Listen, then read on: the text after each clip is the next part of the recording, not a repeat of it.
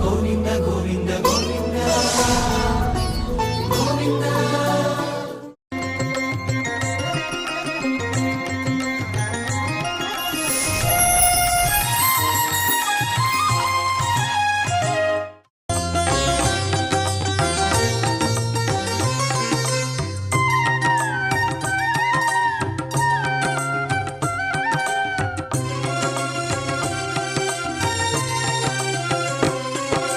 శ్రీనివాస గోవింద శ్రీ వెంకటేశ గోవింద శ్రీనివాస గోవింద శ్రీ వెంకటేశ గోవింద భక్తవత్సల గోవింద భాగవత ప్రియ గోవింద గోవింద హరి గోవింద గోకుల నందన గోవింద.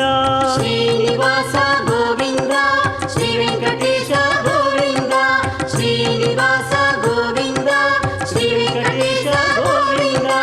నిత్య నిర్మల గోవింద నీలమేఘ శ్యామ గోవింద గోవింద హరి గోవింద గోకుల నందన గోవింద. శ్రీనివాస గోవింద శ్రీ వెంకటేశ గోవింద శ్రీనివాస గోవింద శ్రీ వెంకటేశ గోవింద.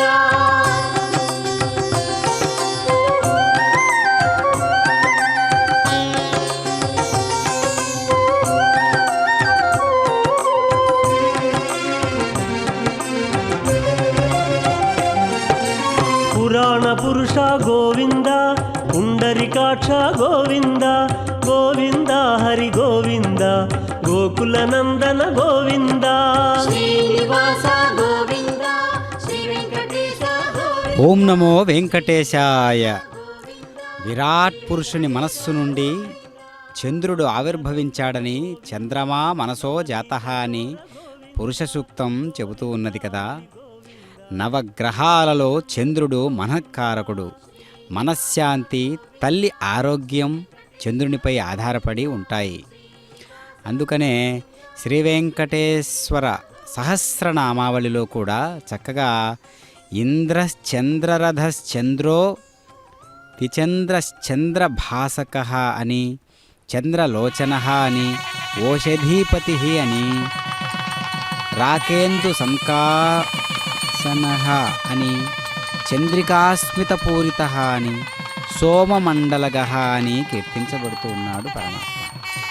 ఇక్కడ ఒక మాట ఓషధీతత్వంగా మారుతూ ఉన్నదా, వాక్కు అనేటటువంటి పవిత్రమైనటువంటి పదార్థం అది ఓషధీతత్వంగా ఉన్నదా, ఓజస్సుతో కూడి ఉన్నదా అనేటటువంటి ఒక శక్తి నియంత్రణతో కూడినటువంటి ఒక విలక్షణ సౌందర్య మనఃకార స్వరూపుడే చంద్రుడు. కనుక చంద్రప్రభ వాహనం అనగానే అందరికీ కూడా ఒక ఆహ్లాదకరమైనటువంటి వాతావరణాన్ని కలిగించేటటువంటి ఆత్మస్పృహ మనందరికీ కూడా తెలుస్తూ ఉంటుంది. కాబట్టే చందమామ చందమామ అనేటటువంటి మాటలతో ఎన్నో రకాలైనటువంటి సాధనలు, ఆధ్యాత్మిక సాధనలు ఎన్నో ముడిపడి ఉన్నాయి చంద్రుడు అనేటటువంటి ఒక అంశం మీద. ఎందుకంటే కారకుడు కదా. మనస్సు ఎలా చలిస్తూ ఉంటుందో అలా సర్వ యజ్ఞాలకు కారణమైనటువంటి ఒక కేంద్రకారకమైనటువంటి కేంద్రీకృతమైనటువంటి ఒక విశేషం పరమాత్మ కదా. మరి అట్టి పరమాత్మ తన హస్తగతం చేసుకున్నటువంటి విషయాలు ఎన్నో ఉంటాయి కదా. అన్ని సర్వము కూడా తన హస్తగతమై ఉంటాయి కదా. అలా మనఃకారకుడైనటువంటి చంద్రుడు కూడా పరమాత్మ హస్తగతమే కదా. అలాంటి దివ్యమైనటువంటి తత్వాన్ని మనం ఎప్పుడూ కూడా భగవంతుడు అనేటటువంటి అంశానికి జోడించబడితే మన యొక్క జీవితం ఎంతో విలక్షణమైనటువంటి జీవితంగా కనిపిస్తూ ఉంటుంది. ఎందుకు అంటే ప్రతి అంశానికి భగవంతుడు అనేటటువంటి ఒక స్పృహ మనం జోడిస్తూ ఉన్నాం కదా. అట్టి దివ్యత్వాన్ని మనం ప్రకటించుకుంటూ ఉండాలి. కాబట్టి ప్రతిదీ యజ్ఞమే. సమయజ్ఞ అని కూడా కీర్తించబడుతూ ఉన్నాడు పరమాత్మ. సర్వులను సమభావముతో దర్శించుటయే తన పూజగా నిర్ణయించువాడే భగవానుడు సమయజ్ఞ అని కీర్తించబడుతూ ఉన్నాడు. శ్రీ వెంకటేశ్వర స్వామి వారి యొక్క వార్షిక బ్రహ్మోత్సవాలలో భాగంగా చక్కగా చంద్రప్రభ వాహనారూఢైనటువంటి పరమాత్మ తిరునిలయం హైదరాబాదు నుంచి, భాగ్యనగరం నుంచి దివ్యమైనటువంటి ఈ యొక్క ఉత్సవాన్ని మనం చూస్తూ ఉన్నాం, బ్రహ్మోత్సవాన్ని చూస్తూ ఉన్నాం. బ్రహ్మోత్సవము అంటే ఉత్సవాలలో తలమానికమైనటువంటి ఉత్సవం అని అర్థం. అంతేగాని బ్రహ్మగారి చేత కేవలం బ్రహ్మచేత నిర్వహించబడినటువంటి ఉత్సవం అని కాదు ఇక్కడ అర్థం. బ్రహ్మ అంటే జ్యేష్ఠము, శ్రేష్టము, ఉన్నతము, ఉత్కృష్టము అనే శబ్దాలతో వెలుగుతూ ఉన్నటువంటి వాడు పరమాత్మకు ఎప్పుడూ అందుబాటులో ఉండేటటువంటి ఒక దేవతా స్వరూపం. కాబట్టి బ్రహ్మం అంటే జ్యేష్ఠం, శ్రేష్టం అనేటటువంటి శబ్దాలతో వెలుగొందుతూ ఉన్నటువంటి పరమాత్మ అలాంటి ఉత్సవాలతో, అలాంటి శబ్దంతో కూడినటువంటి ఉత్సవం కాబట్టి బ్రహ్మోత్సవం అనేటటువంటి పేరు. చక్కగా చంద్రుడు ఈనాటికి మనం చూస్తూ ఉంటాం. చక్కగా ఆ చంద్రబింబం, నిండు చంద్రుడు ఏ విధంగా కనిపిస్తాడో, మనస్సు పూర్తిగా కేంద్రీకృతమైతే ఆత్మసాధన, ఆత్మసాక్షాత్కార సాధన అనేటటువంటి ఒక అంశాన్ని మనం గమనించినట్లయితే పరమాత్మ దివ్యానుభూతి అనేటటువంటి అంశం మనకు గోచరిస్తూ ఉంటుంది. ఎన్ని రకాలుగా మనం పరమాత్మను ఆరాధిస్తూ ఉన్నా, ఎన్ని రకాలుగా పంచభూతాలలో ఉండేటటువంటి శక్తి మన శరీరంలో కూడా ఉన్నది. కాబట్టి ఆ మనస్సు అనేటటువంటి పవిత్రమైనటువంటి శుద్ధీకరణ గావించబడినటువంటి మనస్సుచే అన్ని రకాలైనటువంటి సృష్టి క్రమాలు జరుగుతూ ఉన్నాయి. అవన్నీ కూడా యజ్ఞాలతో సమానమే కదా. కాబట్టి సమత్వమారాధనమచ్యుతస్య, సమత్వమే విష్ణు పూజ అని ప్రహ్లాద కుమారుడు విష్ణు పురాణములో తెలిపి ఉన్నాడు కదా. సమయజ్ఞ అనగా సృష్టి స్థితి లయలను జరుపు సమయముల నెరిగినవాడని భావము. కాబట్టి పరమాత్మ ఎలాంటివాడు? సర్వలక్షణ లక్షణ్య అని పిలువబడుతూ ఉన్నటువంటి ఒక సంపూర్ణమైనటువంటి శరీరాన్ని, అంటే విశ్వ శరీరాన్ని కలిగినటువంటి వాడు పరమాత్మ. కావుననే లక్ష్మీవాన్ ఎలాంటివాడు? సదా లక్ష్మీదేవి తన వక్షస్థలమందు ఉండుట చేత భగవానుడు లక్ష్మీవాన్ అని స్తుతించబడుతూ ఉన్నాడు. సర్వాభరణ శోభితుడైనటువంటి నారాయణుడు వక్షస్థలమందు లక్ష్మీదేవిని కలిగి దివ్య శోభతో రాణించెను కదా. లక్ష్మీ సమేతుడై శ్రీమంతుడాయను పరమాత్మ. కాబట్టి అనేక రకాలుగా, అంటే చంద్రుడు అంటే మార్గ అనేటటువంటి నామంతో కూడా కీర్తించబడుతూ ఉన్నాడు పరమాత్మ. అంటే మార్గము అంటే ఏంటి? చంద్రుడు శుక్లపక్షము, కృష్ణపక్షము అనేటటువంటి మార్గాలను మనం ఒక్కసారిగా భగవద్గీతలు కూడా ఈ యొక్క అంశం మీద ఒక శ్లోకం కూడా మనం గమనించినట్లయితే శుక్లపక్షము, కృష్ణపక్షము అనేటటువంటి పక్షాలు ఈ యొక్క నెల అనేటటువంటి, మాసము అనేటటువంటి ఒక కాల ప్రమాణాన్ని ఏ విధంగా పట్టిస్తూ ఉన్నాయో అలా చంద్రుడు దానికి ఆధారమై ఉన్నాడు కదా. కాబట్టి చంద్రుని యొక్క గమనం మనస్సును చెలింపకుండా, మనస్సును ప్రేరేపితమయ్యేటట్లుగా నిండు పౌర్ణమి రోజు, అందుకే ఆధ్యాత్మిక సాధనలన్నీ కూడా చేసేటటువంటి వారందరూ కూడా పౌర్ణమిని చాలా చక్కగా ఉపయోగించుకుంటూ ఉంటారు. ఏదైనా మంత్రమో, జపమో, తపమో, యజ్ఞమో, యాగమో, ఏదైనా ఆధ్యాత్మికమైనటువంటి దివ్య సాధనను పౌర్ణమి నాటి రోజున నిర్వహించుకోవడం, మొదలు పెట్టడం ఆనవాయితీగా వస్తూ ఉన్నది తరతరాలుగా. అలాంటి శక్తికారకుడు, మనఃకారకుడు, ఉత్తేజానికి ప్రతిరూపంగా ఉండేటటువంటి చంద్రరూపం అనేటటువంటిది మనకు పగటిపూట సూర్యుని నుంచి ఏ విధంగా శక్తి ఉత్పన్నమవుతూ ఉంటుందో, రాత్రిపూట చంద్రుడి నుంచి శక్తి, అనంతమైన శక్తి మనకు లభిస్తూ ఉంటుంది. అది మనం గమనించుకుంటూ ఉండాలి. ఓం నమో వెంకటేశాయ.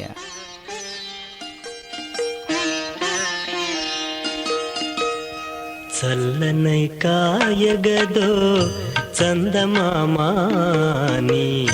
వెల్లిగా తిరువేంకటేశునిదురా. చల్లనై కాయగదో చందమామాని వెల్లిగా తిరువేంకటేశునిదురా. మొల్లమిగా అమృతంబు వెళ్ళి గొలుపుచు లోకమెల్లా నిన్ను కొనియాడగాను. చల్లనై కాయగదో చందమామ చందమామ చందమామాని వెల్లిగా తిరువేంకటేశునిదురా.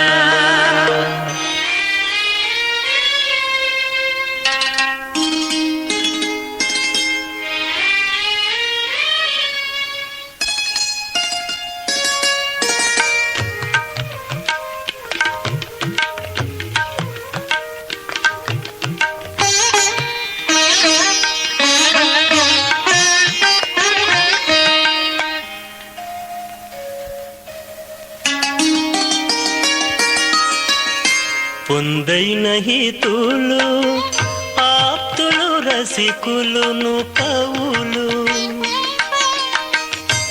అందముగా మాట నేర్చిన ఘనులు చిందులకు ఆడేటి సీమంతిని మణులు చెలగీరు గడల నిన్ను కొలువగాను.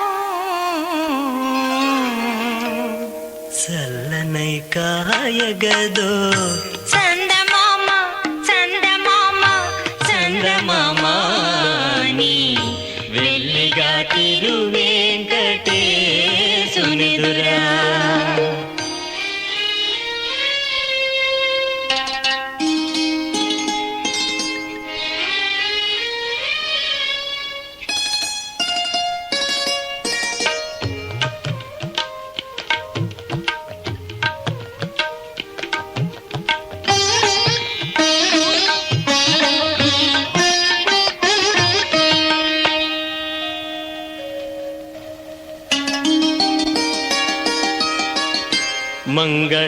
మంగళాత్మకములగు మహిత వేదాంత వేదాంగ విద్యలకు ప్రియమంది చేకొనుచు తిరువెంకటేశుండు కడువేడుకలతోడా తిరువెంకటేశుండు కడువేడుకలతోడా తిరువీధులను విహరింపగాను.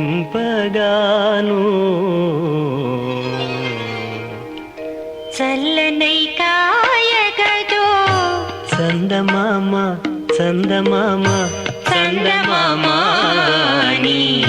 వెల్లిగా తిరువేంకటేశునిదురా. చల్లనై కాయగదో చందమామ చందమామ చందమామాని వెల్లిగా తిరువేంకటేశునిదురా. వెల్లిగా తిరువేంకటేశునిదురా. వెల్లిగా తిరువేంకటేశునిదురా.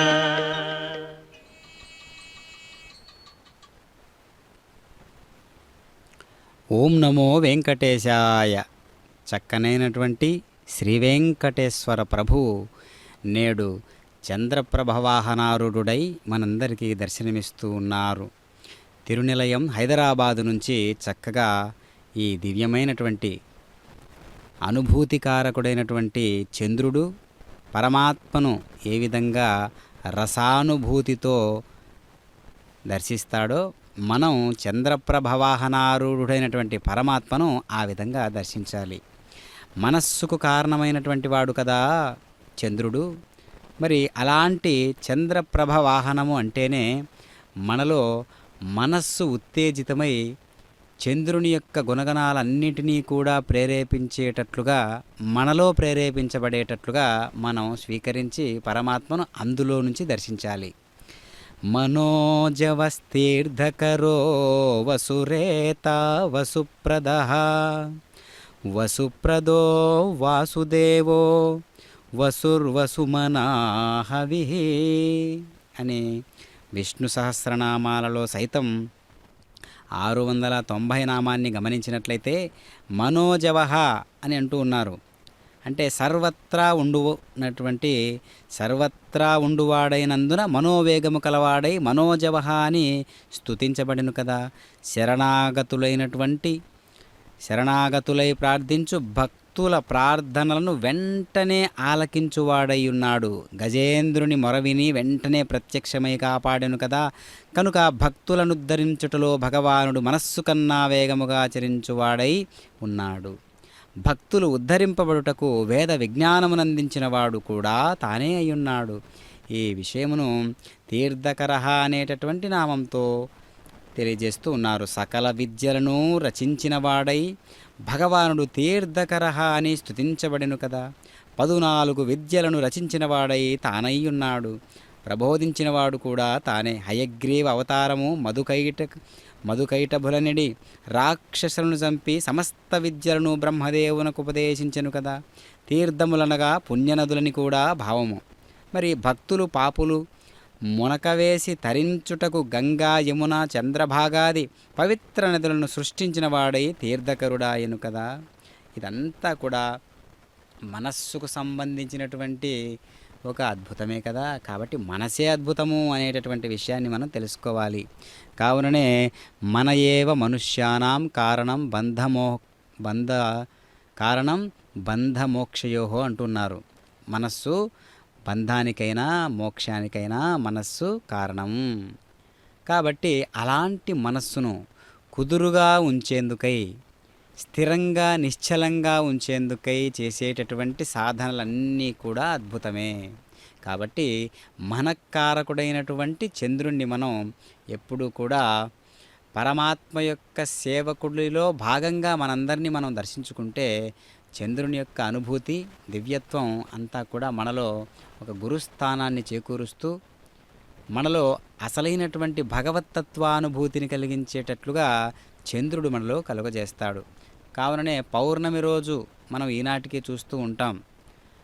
మనం అద్భుతంగా పౌర్ణమి రోజు ఆహార పదార్థాలను చంద్రునికి సమర్పించి పున్నమి నాటి రాత్రిని ఆ చంద్రుడి నుంచి అమృత బిందువులు ఏ విధంగా కురిపిస్తాడో చంద్రుడు, ఆ యొక్క అమృత బిందువులను స్పర్శించినటువంటి ఆహార పదార్థాలను మనం స్వీకరించడం వల్ల చంద్రునిలో ఉండేటటువంటి యశస్సు, ఉషస్సు, ఆ తత్వం అంతా కూడా ఓజస్సు, అదంతా కూడా మన శరీరంలో కూడా ప్రాకి చక్కగా ఒక రసానుభూతితో కూడినటువంటి ఓజోశక్తి, తపోశక్తి మనలో కూడా వృద్ధి పొందుతూ ఉంటాయి. సాక్షాత్తుగా చంద్రుని యొక్క శక్తి సామర్థ్యాలను అనుభూతి చెందేటటువంటి వారికి అలాంటి శక్తి సామర్థ్యాలు కలిగినటువంటి చంద్రుడు చంద్రప్రభ వాహనారూఢుడై పరమాత్మ నేడు మనందరికీ కూడా దర్శనమిస్తూ ఉన్నాడు. అంటే చక్కగా మనం అనుభూతి చెందాల్సినటువంటి ఒక భక్తి భావనను ఎప్పుడూ కూడా నింపుకుంటూ ఉండాలి. కనుకనే పరమాత్మ అదిగో దర్శించండి, రకరకాల పుష్ప విశేషాదులతో పరిమళిస్తూ ఉన్నటువంటి మాలలను ధరించినటువంటి వాడై పురుషోత్తముడై దివ్య తత్వాన్ని ప్రకటింపజేస్తూ ఈనాటి చక్కనైనటువంటి పరమాత్మ మనకు దర్శనమిస్తూ ఉన్నాడు. శ్రీ వెంకటేశ్వర స్వామి వారి యొక్క వార్షిక బ్రహ్మోత్సవాలలో భాగంగా చంద్రప్రభ అదిగో మామూలుగా సాధారణంగా ఉత్సవము అనగానే ఎంతో సందడి చేసేటటువంటి ఒక అద్భుతం కదా. కాబట్టి ఎక్కడి నుంచో విచ్చేసేటటువంటి లయకారులు లయతోటి నృత్యాలు చేస్తూ చక్కగా అదేవిధంగా వెంకటేశ్వర స్వామి వారి యొక్క రూపంతో మనకు ఇరుదేవేరులతో కూడినటువంటి వెంకటేశ్వర స్వామి వారి యొక్క రూపాన్ని మనం చూస్తూ ఉన్నాం. ధరించినటువంటి వారు ఆ వేషధారణలో చక్కగా స్వామివారిని మెప్పు పొందబోనినటువంటి వారై చక్కగా ఈనాటి శ్రీ వెంకటేశ్వర భక్తి ప్రసార మాధ్యమం ద్వారా ఈ అద్భుతాలన్నీ కూడా మనం దర్శిస్తూ ఉన్నాం. కాబట్టి భక్తి అనేటటువంటి 2 అక్షరాల పదం మనల్ని శాసిస్తూ ఉంది. జన్మజన్మలకు కూడా మనం సంపాదించుకున్నటువంటి భక్తిని సాక్షి రూపంగా పగటిపూటైతే సర్వకర్మ సాక్షి సూర్యుడు కావున రాత్రి అందలి చంద్రుడే కదా సర్వకర్మలకు సాక్షిగా ఉంటాడు. కాబట్టి సాక్షి రూపంగా ఉండేటటువంటి చంద్రుడు మనస్సాక్షితో ప్రేరేపించుకుంటూ చంద్రుణ్ణి గురుస్థానంగా మనం భావన చేస్తేనే చంద్రునిలో ఉండేటటువంటి శక్తి మనలో ఆవాహనం అయ్యేటటువంటి విషయాన్ని మనం గమనించగలుగుతాం. కాబట్టి సాక్షాత్తు పరమాత్మ ఈ యొక్క దివ్యత్వాన్ని ప్రకటింపజేయడానికి మరి స్వామివారికి ధీటుగా ఉండాలి కదా ఏ వాహనమైనా సరే.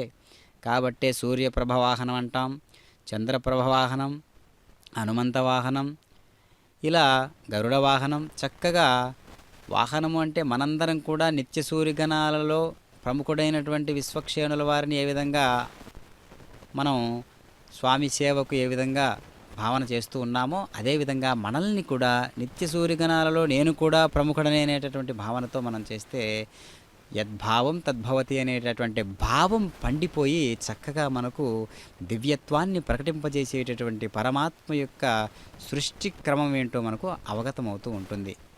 కాబట్టి అలాంటి పరమాత్మ తత్వం మనలో కూడా ఉన్నది. మనం ఏ స్థాయిలో ఉన్నామో గమనించుకుంటూ ఉండాలి. నిన్నటితో ఈరోజు సరిచూసుకోవాలి. అంటే నిన్నటికి ఈనాటికి ఉండేటటువంటి వ్యత్యాసం ఏంటి, ఈనాటికి రేపటికి ఉండేటటువంటి ఆ వ్యత్యాసం ఎలా ఉన్నది అనేటటువంటి విషయాన్ని మనం ప్రతిరోజు కూడా ప్రతి క్షణం కూడా గమనించుకుంటూ ఉండాలి. అది ఏ ఆధ్యాత్మికమైనటువంటి సాధన. అదిగో చక్కగా స్త్రీమూర్తులందరూ కూడా ఒకే రకమైనటువంటి వస్త్రధారణలో సంస్కృతి సాంప్రదాయాలను ఉట్టిపడేటట్లుగా కోలాటాలాడుతూ పరమాత్మ యొక్క దివ్యానుభూతిని పొందుతూ ఈనాటి చంద్రప్రభ వాహనారూఢుడైనటువంటి పరమాత్మను దర్శించేటట్లుగా ఈ యొక్క అనుభూతిని కలిగించేటట్లుగా మనందరినీ కూడా ఒక త్రాటిపైకి తెచ్చేటువంటి ఆ భావం ఎంత గొప్పదో కదా. ఓం నమో వెంకటేశాయ. నిన్ను కొలిచితే చాలు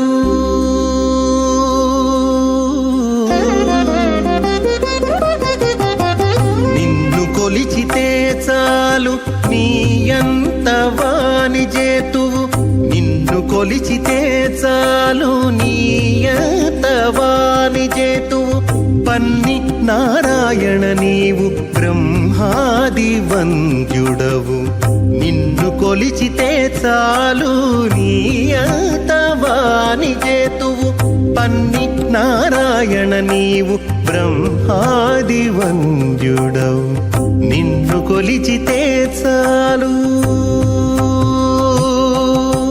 నారాయణ నారాయణ హరి గోవింద హరే నారాయణ నారాయణ హరి గోపాల హరే నారాయణ నారాయణ హరి గోవింద హరే నారాయణ నారాయణ హరి గోపాల హరే.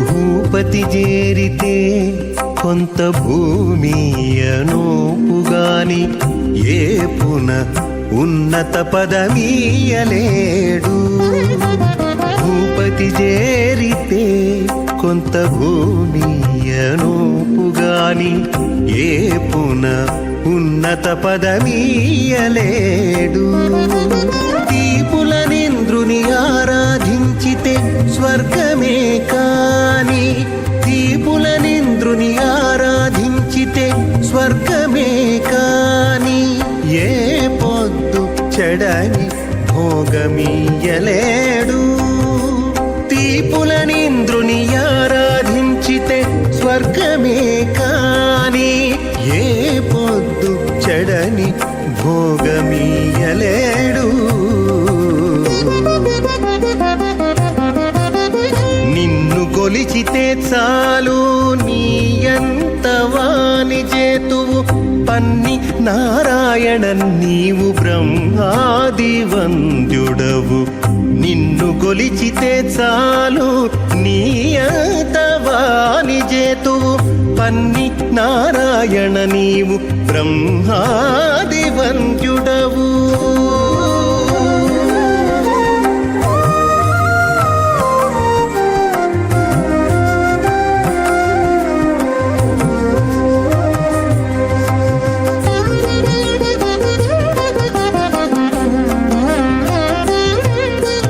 గరళ కంఠు కొల్చితే కై కైలాసమీనోపుగాని గరిమ ధ్రువ పట్టము కట్టలేడు గరళ కంఠు గొల్చితే కైలాసమీనోపుగాని గరిమ ధ్రువ పట్టము కట్టలేడు సరి విరించి గొల్చితే సత్యలోకమే కాని సరి విరించి గొల్చితే సత్యలోకమే కాని విరజానది దాటగా వెళ్ళవేయలేడు సరి విరించి గొల్చితే సత్యలోకమే కాని విరజానది దాటగా వెళ్ళవేయలేడు నిన్ను గొలిచితే చాలు నీ అంతవాని చేతు పన్ని నారాయణ నీవు బ్రహ్మాది వంద్యుడవు నిన్ను గొలిచితే చాలు నీ అంతవాని చేతువు పన్ని నారాయణ నీవు బ్రహ్మాది వంద్యుడవు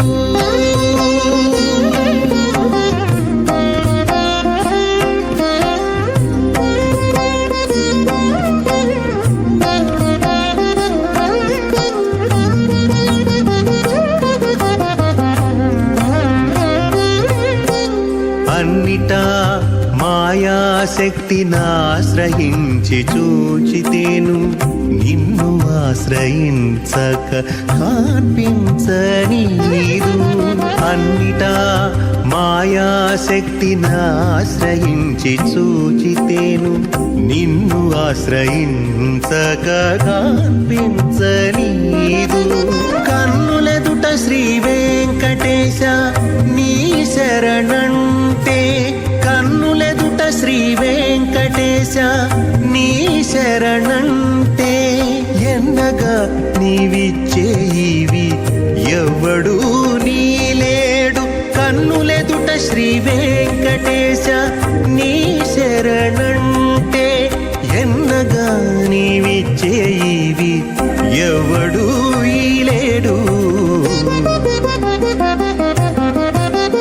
నిన్ను గొలిచితే చాలు నీ ఎంతవాని చేతు పన్ని నారాయణ నీవు బ్రహ్మాది వంద్యుడవు నిన్ను గొలిచితే చాలు నీ ఎంతవాని చేతు పన్ని నారాయణ నీవు బ్రహ్మాది వంద్యుడవు ఓం నమో వెంకటేశాయ. చక్కనైనటువంటి స్వామివారి యొక్క దివ్య ప్రభ వెలుగొందుతూ ఉన్నటువంటి ఆ విధానాన్ని మనం గమనిస్తూ ఉన్నాం.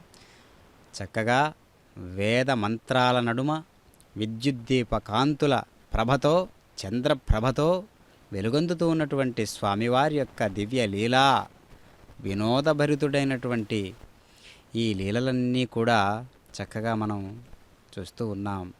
స్వామివారు ఎక్కడున్నా దేదీప్యమానంగా వెలుగొందుతూ ఉన్నటువంటి ఆర్భాటాలతో కూడినటువంటి వినోదాన్ని మనందరికీ కూడా చూయిస్తూ ఉంటాడు. కాబట్టి పరమాత్మ అర్హ అని కూడా కీర్తించబడుతూ ఉన్నాడు. అంటే అర్హత మనకు ఎంతలా ఉన్నది అనేది మనం చూసుకుంటూ ఉండాలి. యజ్జదిష్టతమం లోకే యచ్చాస్య దయతం గృహే తత్తద్గుణవతే దేవం తదేవాక్షయమిచ్చయత. లోకమునందు గృహమునందు తనకు ఏది ప్రియమో దానిని తిరిగి అక్షయముగా పొందకోరువారు దానిని గుణవంతుడైన వానికి ఇవ్వవలెను. దక్షస్మృతి తెలియజేయుచున్నది ఈ విధంగా. కనుక ప్రేమించదగిన భగవానుడు అర్చించదగిన వాడై ఉన్నాడు. ఈ విషయమును అర్హ అంటారు. అర్హ అనేటటువంటి నామంతో కీర్తించబడుతున్నటువంటి పరమాత్మ అర్హత అంటే అర్చన సమయాలలో సర్వవిధములైనటువంటి అర్చన ప్రక్రియల చేత అర్చింపబడినటువంటి వాడై అచ్యుతుడు అర్హ అని కీర్తించబడుతూ ఉన్నాడు. కాబట్టి స్వాగతము, ఆసనము, ప్రశంస, ఆర్ఘ్యము, పాద్యము స్తోత్రము నమస్కారము మొదలగు వానిచే అర్చింపబడి అర్హుడాయను. స్వాగత ప్రశంసల ద్వారా మనోశుద్ధిని, ఆసన అర్ఘ్య పాద్యముల ద్వారా దేహేంద్రియ శుద్ధిని, స్తోత్ర నమస్కారాదుల ద్వారా బుద్ధి వికాసమును పొందు అర్చనలచే ఆరాధింపబడిన వాడై భగవానుడు అర్హ అని ధ్యాతవ్యుడగు చేచున్నాడు. కాబట్టి అదిగో చక్కనైనటువంటి మోము, పరమాత్మ యొక్క దివ్యమైనటువంటి మోము చంద్రుడు పోటీ పడడానికి వీలవుతుందా? ఎందుకంటే భగవద్గీతలో చెబుతూ ఉన్నాడు, సూర్య చంద్రులను సైతం వెలిగించేటటువంటి ప్రజ్ఞనాది అని చెబుతూ ఉన్నాడు పరమాత్మ.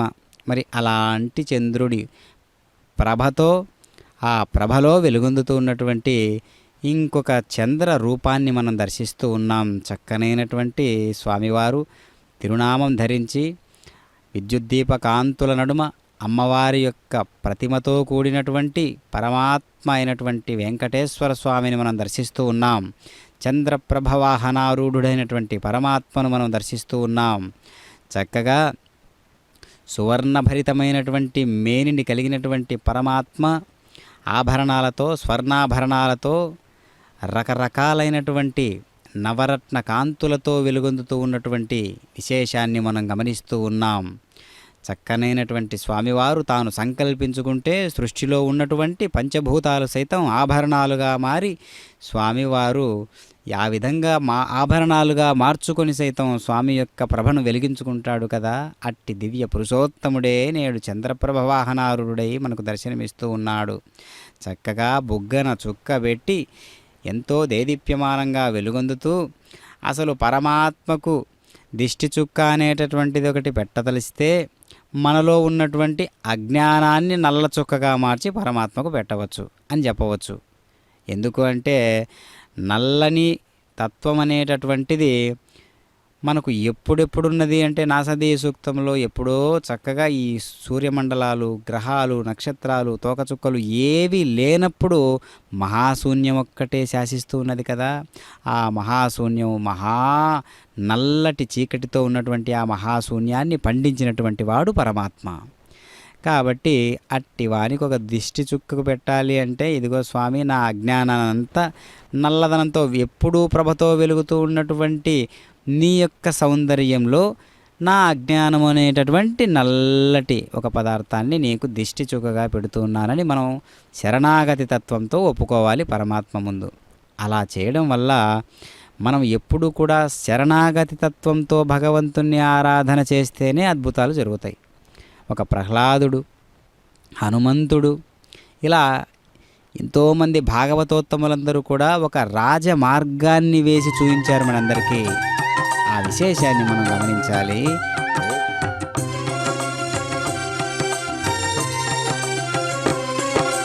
శ్రీనివాస గోవింద, శ్రీ వెంకటేశ గోవింద.